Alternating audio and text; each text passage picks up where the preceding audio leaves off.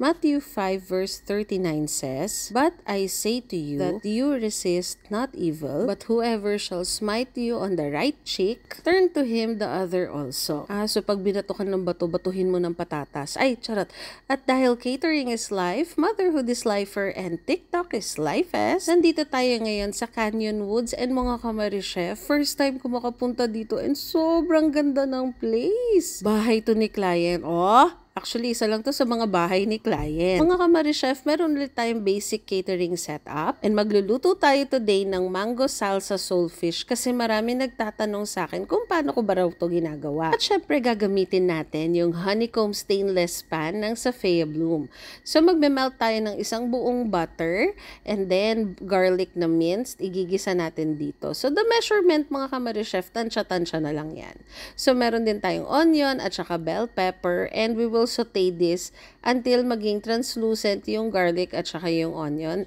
Then we're adding salt and some pepper. Actually, hiniram ko lang tong paminta at saka asin kay la client kasi nakalimutan ko magbaon. So, i-flex ko lang kung gaano kabigat tong pan na to at hindi ko maitos ng maayos yung aking ginigisa.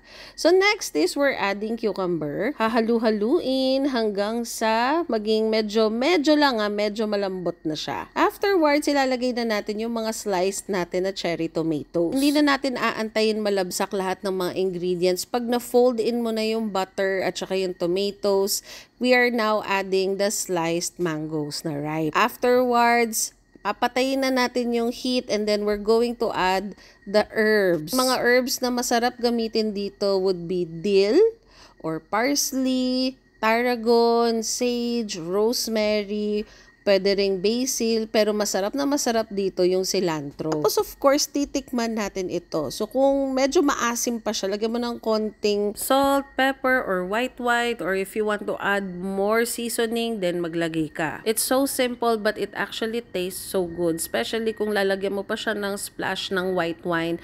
Tapos ifa-flambe mo siya or aapoyan mo siya. Ay, napakasarap mga Kamarichef. So ayan, titikman na natin. And I think that's good to go. We are now going to top this onto our fish fillet. So we can use lapu-lapu fillet, we can use soulfish, pwede ring cream dory, pwede sa salmon. Actually, masarap talaga to sa isda. Yung iba pa nga nagre-request sa tempura or sa hipon. Ayan, so going back dun sa verse na shinare ko kanina, kaya ko nasabi yun. Kasi, ang dami talaga nag-e-encourage sa akin na minsan lumaban ka naman, Chef Camille, minsan magalit ka naman, Chef Camille.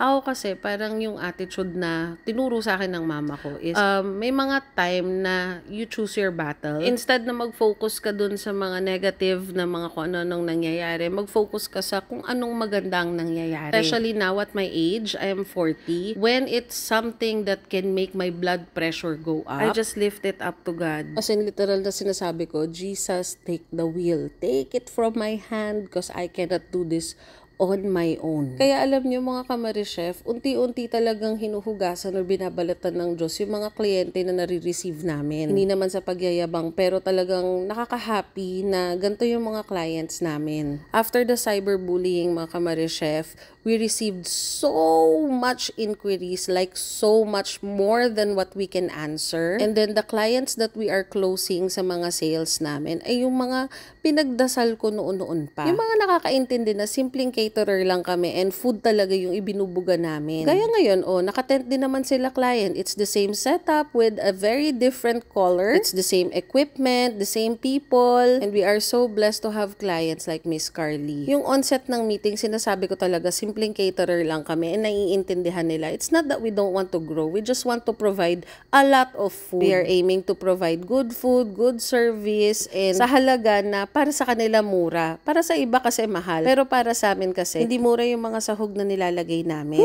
Kaya nga mabagal umasenso yung business namin kasi maliit yung profit margin. So if you are in the same situation as I was, it's really best to lift it up to God. Kasi siya talaga ang the best kakampi mga Kamarichef. Tignan nyo naman yung mga post ko lately kung saan kami nakaka-cater. Ang gaganda, diba? Put your faith in the Lord. Hindi mo kailangan gumanti. Through their actions and behavior, they will ultimately cause their own downfall or their own ruin. Ayun lang. Bye-bye!